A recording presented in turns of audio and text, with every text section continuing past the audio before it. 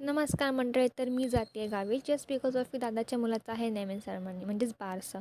त्याने ऑलरेडीच मुंबईला केलं होतं बारसं, बट तो गावी करतोय तर मी निघाली आहे गावी. सो हा आहे माझा भाऊ. त्याने लावलेल्या ड्रायव्हिंग क्लासेसची एक्झाम पप्पा घेत होते. तर जर त्याने ट्रकला ओव्हरटेक केलं नीट तर तो एक्झाममध्ये पास. सो त्याने ट्रकला केलं चांगल्या प्रकारे ओव्हरटेक आणि आम्ही पोचलो गावी. तर गावी तर आले तर बघते तर काय दादा अजून रेडी झाला नाही आहे, तो फुगे फुगत बसला आहे. तोपर्यंत मी छान असं पाण्याचं जाऊन घेतला. या गोड अशा बाळाला त्याची भेटली आज माऊ. म्हणजेच काय आम्ही गप्पा मारत बसलो आणि is me and my brother.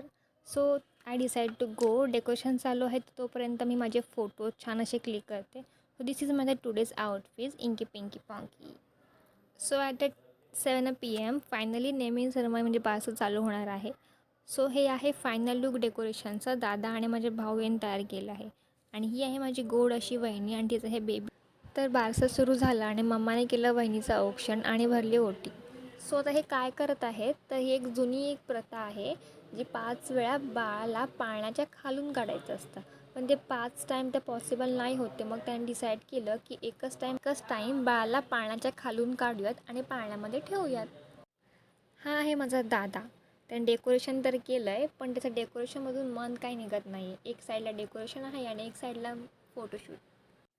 So आता बाळाचं नाव रिव्हील होणार आहे. So I am excited to see what's a name. Okay, Shri नाव ठेवलं दादाने. नाईस. सो आता कार्यक्रम तर झालं. आता मी जेवले आणि दादाला बोलते बाय. दादा बोलते की थांब आपण लावूयात शेंगा शिजवून. बोलले की नाही उद्या माझी मॉर्निंगची ट्रेन आहे सो मी जाते. दादाला बोलून बाय आणि मी निघाले कोलाडला.